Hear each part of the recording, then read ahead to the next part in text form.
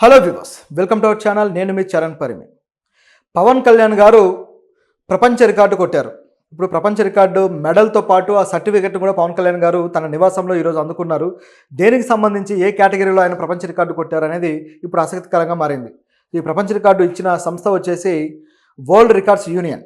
So అదే Guinness records లాగే ఇటువంటిది మరొకటి, దానికి సమాంతరంగా మరొక యూనియన్ ఉందన్నమాట, వరల్డ్ రికార్డ్స్ యూనియన్ అని చెప్పేసి.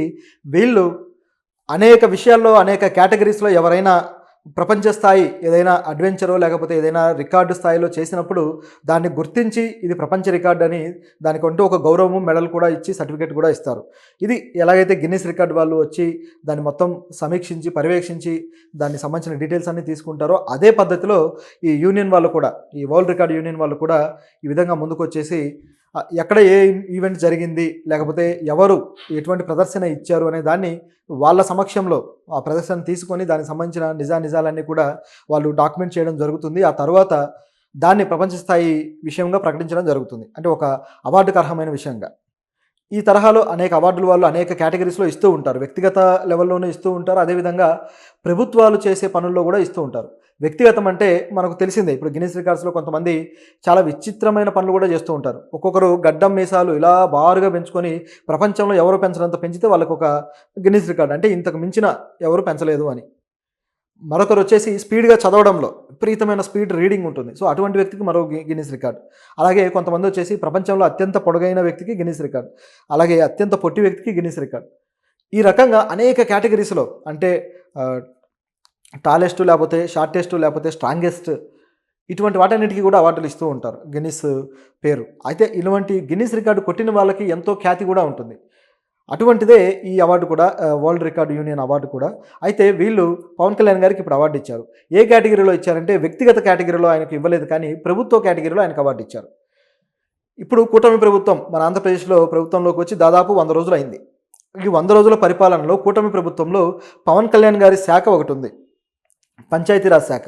ఆ శాఖలో ఆయన పనిచేసిన పనితీరుకి గుర్తించి, ముఖ్యంగా ఒక మూమెంట్ అనమాట, ఒక పర్టికులర్ విషయాన్ని గుర్తించి ఈ అవార్డునైతే ఆయన ప్రదానం చేయడం జరిగింది.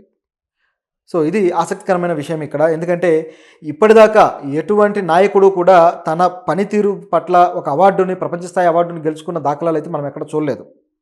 మన దేశంలో అయితే ఆదర్శ గ్రామం అని, లేకపోతే ఆదర్శ రైతులను, లేకపోతే ఇటువంటివి, లేదా ఆదర్శవంతమైన ఏదో ఒక కేటగిరీ పెట్టేసి ఆ కేటగిరీకి అవార్డు ఇస్తూ వస్తుంటారు. అది కూడా జాతీయ స్థాయిలో ప్రభుత్వం ఇస్తుంటుంది, కేంద్ర ప్రభుత్వం కొన్ని సంఘాల ద్వారా.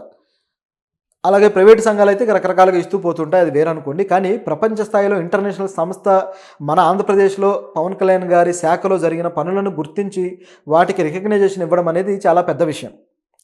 కాబట్టి దీన్ని ఖచ్చితంగా మనందరం కూడా సెలబ్రేట్ చేసుకోవాల్సిన విషయమే చెప్పాలంటే. ఏ శాఖలో అంటే పంచాయతీ శాఖను మనం చెప్పుకున్నాం. ఈ పంచాయతీ శాఖలో ఆయన చేసిన పని ఏంటి అనేది, కొద్ది రోజులుగా పవన్ కళ్యాణ్ గారు చాలా యాక్టివ్గా పనిచేస్తూ వస్తున్నారు. ఆయన దగ్గరున్న అన్ని శాఖలకి సంబంధించి సదస్సులు, మీటింగులు ఏర్పాటు చేస్తూ అందులో ఉన్న లోటుపాట్లని, లోపాలని సవరించడానికి అనేక ప్రయత్నాలు చేసుకుంటూ వచ్చాడు. పవన్ కళ్యాణ్ గారు ఆ శాఖల్లో ఎంత యాక్టివ్గా పనిచేస్తున్నారంటే ఈ శాఖలు ఇంత చేయొచ్చా అని ఆశ్చర్యపోయే పరిస్థితి కూడా ఇక్కడ ఏర్పడింది. సో ఇటువంటి తరుణంలో పవన్ కళ్యాణ్ గారు మొదటగా పర్యాటక అటవీ శాఖకు సంబంధించిన శాఖలు నిర్వహించారు. ఆ తర్వాత వచ్చేసి సదస్సులు కానీ అవన్నీ చేయడము, తర్వాత ఏనుగులని, కుంకి ఏనుగులను తీసుకొచ్చేసి ఈ పంట పొలాలు కాపాడుకోవాలని చేసిన ప్రయత్నం కావచ్చు, ఇవన్నీ మనం చూసాం. దీని తర్వాత చూస్తే గ్రామ పంచాయతీల్లో గ్రామ సభలు నిర్వహించడం, దాదాపు 13,326 గ్రామ సభల్లో ఒకేసారి ఆగస్టు నెలలో ఒకే రోజు నిర్వహించాడనమాట. సో ఇది ఒక బృహత్తరమైన కార్యం, ఎందుకంటే ఒకే రోజు నిర్వహించడం అనేది నాట్ ఈజీ థింగ్. అన్ని ఊర్లలో, అన్ని మండలాల్లో గ్రామ పంచాయతీలను సమన్వయపరిచి అక్కడ అధికారులతోటి ఆ సదస్సులు నిర్వహించడం అనేది చిన్న విషయం అయితే కాదు. ఈ గ్రామ సభలు కూడా గ్రామంలో ఉన్న ప్రజల్లో నుంచే, ఆ గ్రామ సభలో కమిటీ సభ్యులు ఉండాలి. గ్రామంలో ఏ సమస్య ఉన్నా సరే ఆ సభ ద్వారా పంచాయతీకి తెలియజేస్తారు. ఆ పంచాయతీ ఏం పనులు చేయాలి, ఎలా గ్రామాన్ని అభివృద్ధి చేసుకోవాలనేది ఈ సభలో, ఈ కమిటీలో చర్చలు జరిగి ఈ గ్రామంలో ఆ పనులు అనేవి అమల్లోకి వస్తాయి అని చెప్పేసి ఈ గ్రామ సభల మీటింగ్లో పవన్ కళ్యాణ్ గారు చెప్పడము, దానికి విధి విధానాలు రూపొందించడం కూడా జరిగింది. ఆ రోడ్లు కావచ్చు, అలాగే మౌలిక వసతులు ఏవైనా సరే వీటన్నిటికి సంబంధించి ఒకసారి నిర్ణయం తీసుకున్నాక దాన్ని మళ్ళీ వెనక్కి తీసుకునే అధికారం అయితే పంచాయతీలకు లేదు. ఆ అధికారాన్ని కూడా గ్రామ కమిటీలకే ఇవ్వడం జరిగింది, గ్రామ సభ కమిటీలకి. వీళ్ళే ఆ నిర్ణయం కూడా తీసుకుంటారు, ఏదైనా సరే, అంటే తిరిగి ఆ అధికారాన్ని వెనక్కి తీసుకునే నిర్ణయం.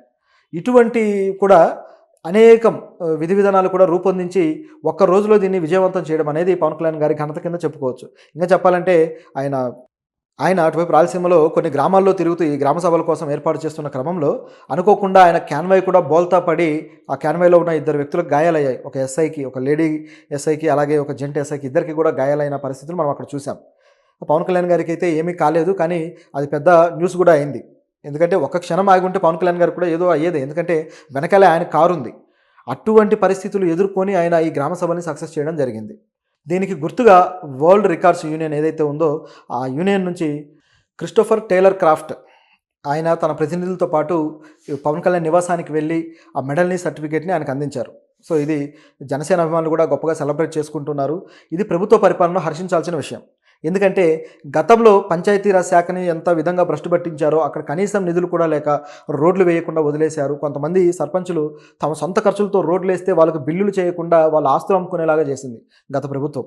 అంత నిజమైన పరిపాలన పంచాయతీ శాఖలో జరిగింది. ప్రజలు గ్రామం అసలు 70% గ్రామాలే ఉంటాయి మన దేశంలో.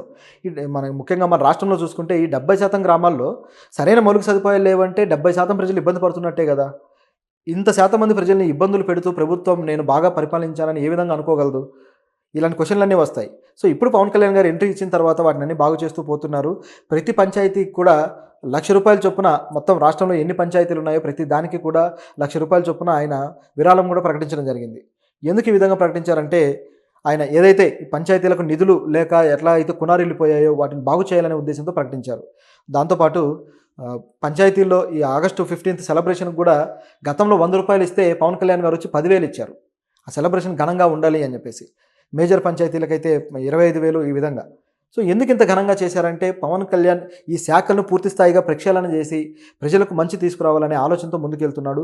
దీన్ని అప్రిషియేట్ చేద్దాం. ఈ అవార్డు ఆయనకు వచ్చిన తర్వాత ఆయన కూడా ఇంకా మోటివేట్ అయ్యి ఇంకా బాగా చేయడానికి కూడా ప్రయత్నిస్తాడని మనకు పెద్దగా ఆలోచించాల్సిన పని లేదు. ఖచ్చితంగా ఆయన ఆ దృష్టితో అయితే ఉన్నాడు.